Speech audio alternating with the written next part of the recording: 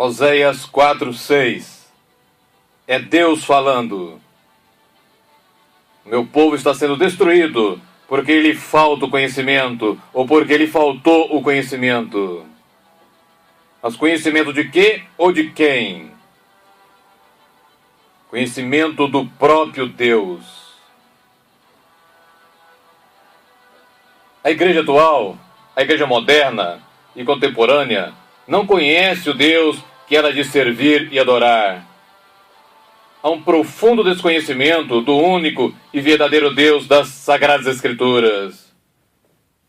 O Deus que adoramos e servimos não é o Deus da Bíblia Sagrada, mas é um Deus criado pelas nossas imaginações corruptas e carnais.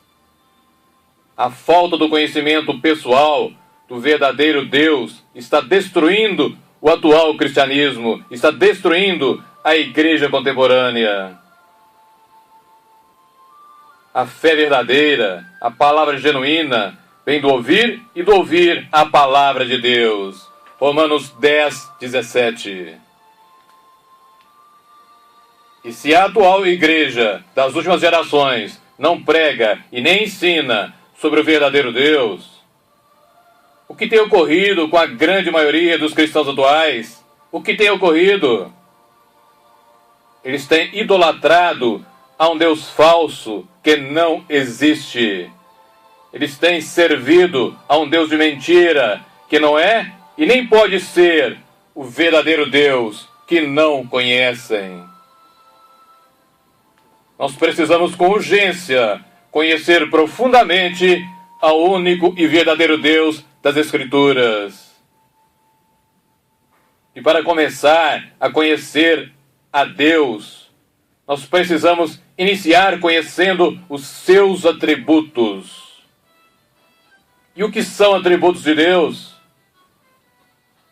Atributos são as características de Deus, são o caráter de Deus, são a personalidade de Deus, ou quem Deus é, do que Deus gosta, do que Deus fez, do que Deus faz, do que Deus fará. Os atributos são o caráter de Deus. E hoje eu quero colocar para todos sobre a santidade de Deus. Pois santidade é o atributo que mais diz e traduz quem é Deus. É Ele que mais evidencia o caráter de Deus. A santidade é o atributo por excelência de Deus. Quando estudamos a história da igreja e as Escrituras, nós entendemos isso.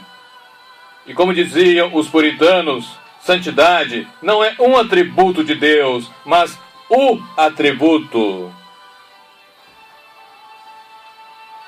A palavra santo vem do hebraico kadosh, que significa santo, separado, colocado à parte, distinto do que é comum ou vulgar. A santidade, quando se refere a Deus, diz basicamente sobre duas coisas. Primeiro, sobre a pureza moral. Deus, Ele é sem mácula, sem defeito, sem ruga, sem manchas. A santidade de Deus não diz sobre ser bom somente, mas perfeito, perfeito moralmente. Deus é também separado de todas as coisas e criaturas que não são moralmente perfeitas. É o mesmo que dizer que Ele não pode tolerar pecados. Ele não tolera nenhum pecado. Quantas vezes Adão e Eva pecaram até serem retirados da presença de Deus no Éden? Uma só vez. Deus não tem nenhuma tolerância a algo ou alguém que contradiz ou se opõe à sua natureza, pois Ele é santo. Abacuque 1:13 diz: És tão puro de olhos que não podes contemplar o mal. Repetindo, Abacuque 1,13: és tão puro de olhos que não podes contemplar o mal.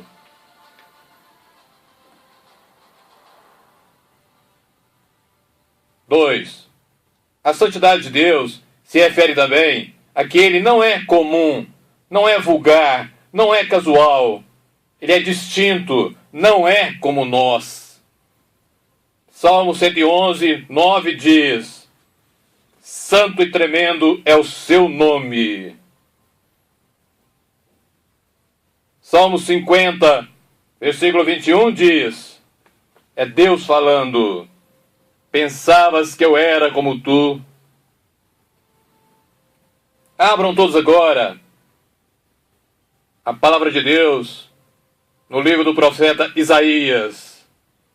Pois em Isaías, capítulo 6, do versículo 1 ao 7, com a visão do profeta Isaías, nós aprendemos muito sobre Deus e a sua santidade. Isaías 6, do versículo 1 ao 7.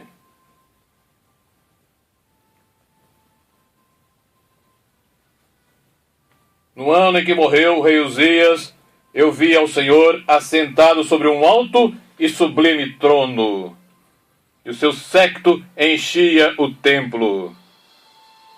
Os serafins estavam acima dele. Cada um tinha 6 asas. Com 2 cobriam o rosto, e com 2 cobriam os pés, e com 2 voavam. E clamavam uns para os outros, dizendo: Santo, Santo, Santo é o Senhor dos exércitos. Toda a terra está cheia da sua glória. E os umbrais das portas se moveram com a voz do que clamava, e a casa se encheu de fumaça.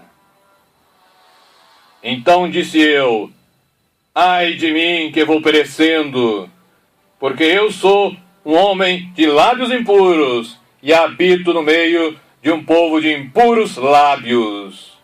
E os meus olhos viram o Rei, o Senhor dos exércitos.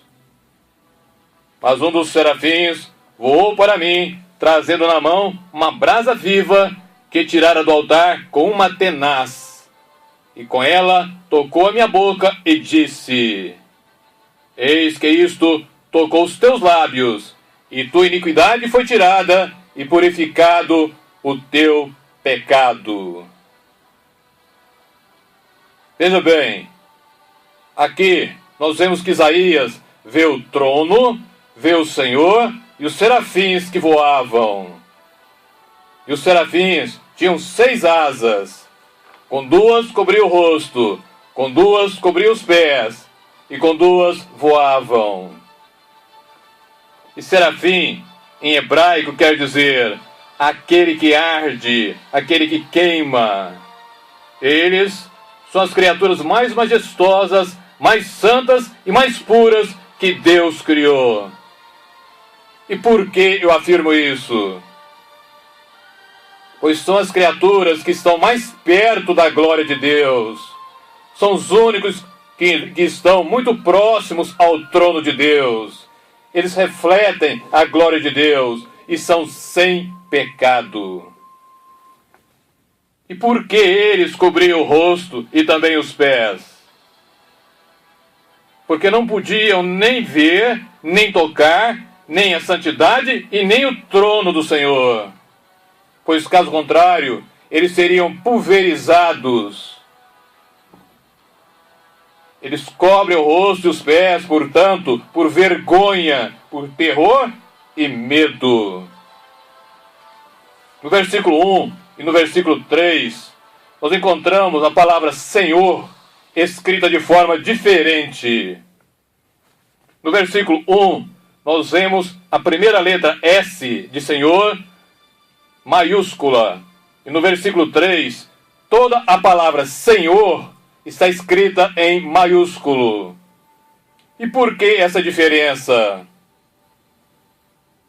Para ensinar que são nomes diferentes do mesmo Deus. No versículo 1, Senhor, somente com S maiúsculo. E no versículo 3, Senhor, com todas as letras maiúsculas. Senhor do versículo 1, somente com S maiúsculo, significa Adonai, que quer dizer o Deus Criador, o Deus Supremo. No versículo 3, com todas as letras maiúsculas, significa Yahvé, eu sou. É o nome próprio do Senhor, é o nome pelo qual ele se revelou a Moisés em Êxodo 3:14. Portanto, toda a letra, todo o nome do Senhor em maiúsculo significa eu sou, é o nome próprio do Senhor. Agora, se você pedir a um judeu ortodoxo para falar o nome de Deus, ou seja, Yahvé, ele não falará. No máximo ele dirá Adonai, mas nunca Yahvé.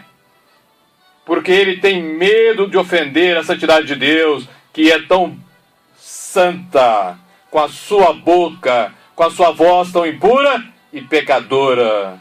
E eu repito, no máximo que ele falará será Adonai, mas nunca Yahvé, que é o nome próprio de Deus. Voltem todos agora para o versículo 3.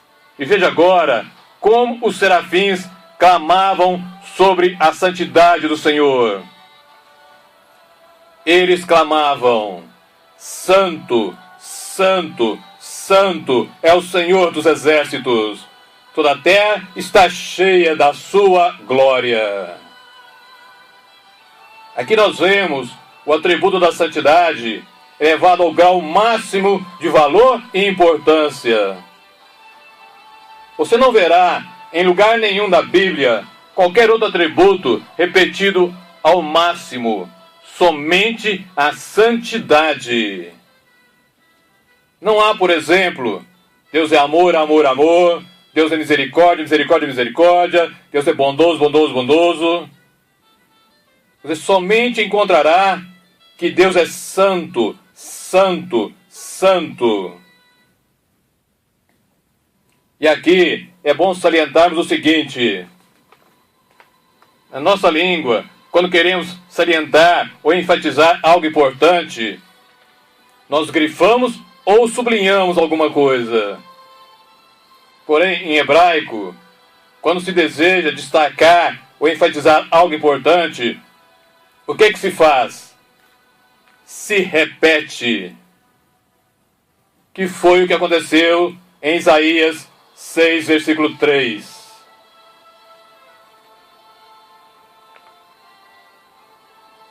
No versículo 5, o profeta Isaías, diante da santidade absoluta de Deus e a sua impureza, ele pronuncia contra si mesmo o ai de juízo, ou seja, maldição contra si mesmo. Ninguém vai saber quem é até conhecer a santidade de Deus. Só se conhece como se é impuro, corrupto, após conhecer a santidade de Deus ou como Deus é santo. No versículo 6, um serafim tira uma brasa viva do altar com uma tenaz, que é um alicate, uma turquesa, mas ele não toca no altar de Deus. Nem os seres mais majestosos e puros tocam no trono de Deus, mesmo vivendo tão perto e não tendo pecado algum. E no versículo 7, o serafim toca os lábios de Isaías, tirando a sua iniquidade e purificando o seu pecado. E só depois de ter a sua iniquidade tirada e o seu pecado purificado, é que o Senhor se dirige a Isaías, como nós vemos no versículo de número 8. No versículo 5, quando Isaías diz: ai de mim que vou perecendo, pronunciando sobre si uma maldição, ele está tendo a convicção de seus pecados, está vendo como ele é sujo, impuro e pecador. Esta é a reação de qualquer ser humano quando conhece a Deus, quando tem acesso à santidade manifesta de Deus. É a reação de todo e qualquer homem ao ter o conhecimento real de quem Deus é, ao ter o verdadeiro conhecimento da santidade de Deus. Há pavor, terror e temor em qualquer ser humano diante da grandeza, diante da beleza da santidade de Deus. E o propósito é exatamente esse, para que ninguém mais confie em si mesmo, mas que dependa somente de Deus sempre. Isaías se julgou péssimo, horrível, merecedor do inferno, ao conhecer a Deus, principalmente a santidade de Deus. Isaías se considerou perdido, se sentiu se desintegrando, se desfazendo, cheio de convicção dos seus pecados. E é esta a posição de qualquer um de nós ao termos o conhecimento de Deus, ao termos o conhecimento da sua santidade. Ao termos acesso à santidade do Altíssimo Deus, tudo em nós se desintegra, tudo em nós se desfaz. É quando podemos nos ver como de fato somos. É quando nos vemos como na verdade Deus nos vê. E só conhecendo a Deus, e principalmente a sua santidade, é que veremos os nossos pecados, a nossa impureza e o nosso mal. Todo o nosso ser desaparece, se desintegra diante da perfeição de Deus. Quem conhece a Deus, e principalmente a sua santidade, sabe que não é nada, sabe que não vale nada, que só é alguma coisa por causa da graça e da misericórdia do Altíssimo Deus, que só nele é alguém, por causa de quem ele é, do que ele fez e do que ele faz. Quem não tem essa reação de Isaías, não teve encontro com o verdadeiro Deus, e muito menos com a sua santidade. Pois só em Deus há a majestade suprema e a santidade perfeita. Nunca nos esquecendo de que a ira de Deus é a sua resposta ao pecador por causa de sua justiça e principalmente da sua santidade. E por que devemos ser santos? Por quê? Porque Ele, Deus, é santo. A primeira carta de Pedro, capítulo 1, versículos 15 e 16 diz: como é santo aquele que vos chamou, sede vós também santos em toda a vossa maneira de viver. Porque escrito está: sede santos, porque eu sou santo. Repito o último versículo. Porque escrito está: sede santos, porque eu sou santo.